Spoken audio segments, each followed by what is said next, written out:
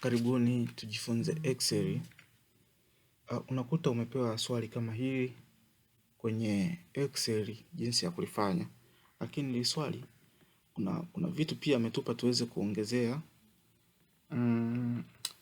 Anataka hapa chini kuanzia hapa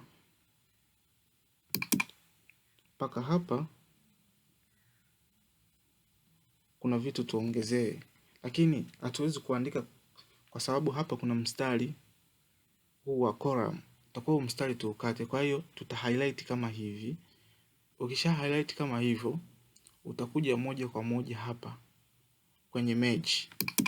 Ukishafika hapo kwenye merge, utakuja hapa pameandikwa merge across hapa.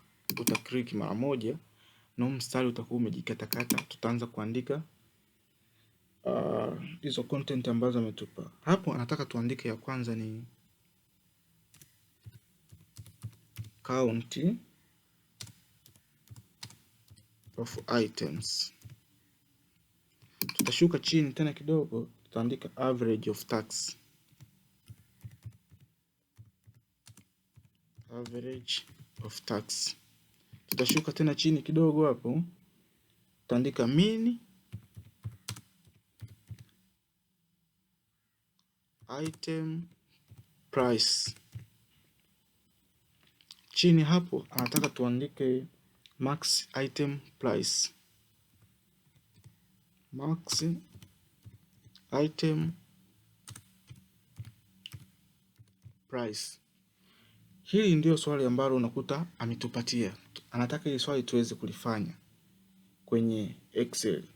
Na hapa tukiangalia tumepewa tax, total price before tax na total price after tax, na hapa tuna rate. Ametuambia hili swali tunalikalculate vipi? Tukiangalia kwenye Romani A hapa ametupa anasema both, anataka tukalculate hapa kwenye tax hapa.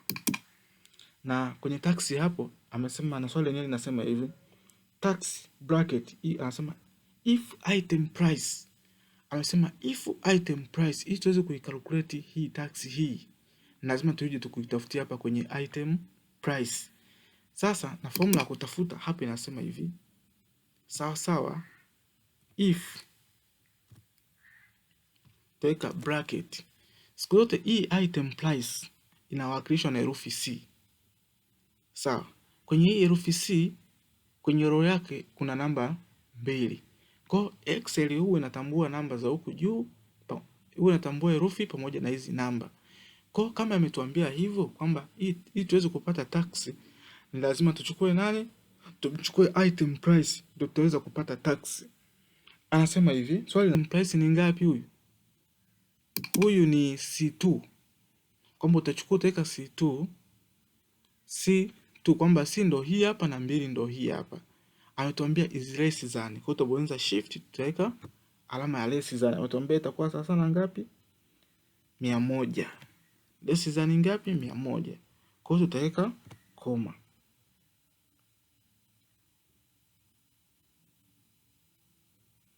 Alafu akaja akasema hivi, tax. Kwa hapo tutaweka hivi, tutaweka 50, tutaweka bracket, tutaweka koma.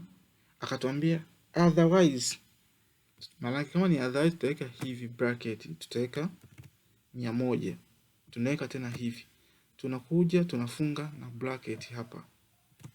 Tukishamaliza hivyo tuta press enter, tuta click hivyo, tutaleta kasa yetu, tuta slide mpaka chini hapa.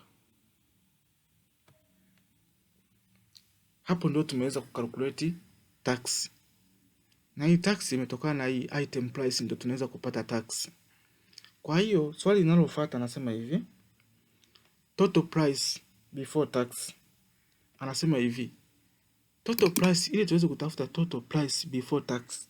Swali linasema hivi, total price before tax sawa na number of item tuzidishe kwa item price. Number of item ni hapa. Number of item ni hizi hapa. Sasa ili tuweze kupata huyu total price before tax, anataka tuchukue item number of items ambazo ndo hizi hapa, hizi number of item, alafu tuchukue tumzidishe na nani, na item price. Kwa hiyo tunachokifanya sasa, tutaklik hapo, tutaweka sawa sawa, tutachukua kwa sikuwa nataka item price, number of item price ambayo ndio hapa B ngapi, B2. Kwa hiyo tutaweka sawa sawa na B2. Sawa, tunabonyeza shift 8 ili tuzidishe.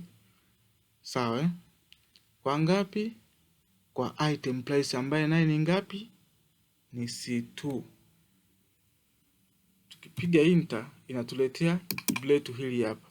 Kama tuletea hivyo, tutaweka kasa yetu kama hivyo, tutaslide mpaka hapa, tutapata majibu yetu. Kwa hiyo sasa, ili tuweze kupata total price before tax, alikuwa anahitaji kwamba tuchukue number of item tuzidishe na item price. Ndio tumeweza kupata ngapi? Ndipo tumeweza kupata total price before tax. Twende tukaangalie jinsi ya kutafuta total price after tax. Jinsi ya kutafuta total price after tax. So katika total price before tax hii hapa, tuchukue na item price tuzijumlishe. Kwa hiyo tutakuja hapa tutaweka sawa sawa na nini, na total price before tax. Total price before tax ambayo ilikuwa ni hii hapa. Tutakuja hapa tutaweka hivi plus. Baada hapo akasema tujumlishe na nini, na tax ambayo ndio hii hapa. Tunapiga enter, tutapata hii hapa. Unachukua kasa yako kama hivyo, una slide mpaka hapo. Kwa hiyo sasa tunakuja kujua kwamba hii total price after tax imetokana na price before tax. Sawa. Total price before. Tunakuja kwenye swali letu, tunatafute rate. Anataka tutafute rate. Jinsi ya kutafuta rate, anasema hivi: if total price after tax, tuje tukuitafutia hapa ndio tuweze kuipata hii rate. Kwa hiyo tutasema hivi sawa na if, tunabonyeza bracket. Total price after tax inawakilisha na herufi gani? F. Kwa maana yake tutaandika hapo F2 hii hapa. Ametuambia ni greater than, maana tutabonyeza shift greater than ngapi? Tupe 3500. Tunaingiza 3500 hapo. Akatuambia then the rate what is high. Tunaweka mkoma, tunaweka double quote, tunaweka high.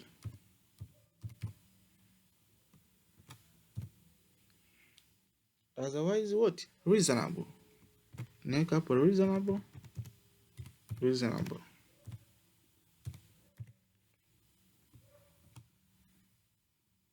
Shift nafunga bracket.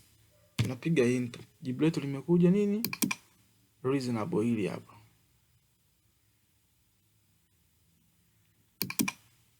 Tunashusha kasa yetu kama hivi mpaka hapo. Tunashusha majibu yetu kama hivyo.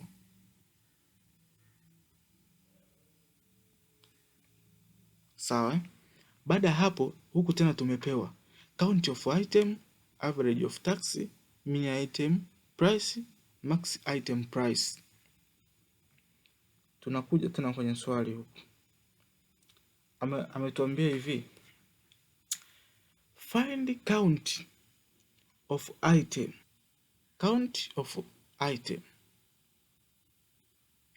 Tutakuja, tumeshaambiwa tu count nini?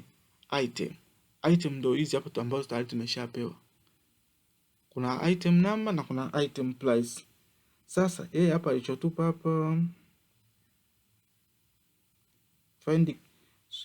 Sasa jinsi ya kukalculate hapa, swali lake anasema hivi count of item.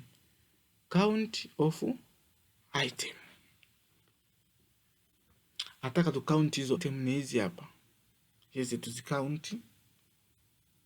Sawa, tunakuja hapa count of item, tutaweka sawa, tutaweka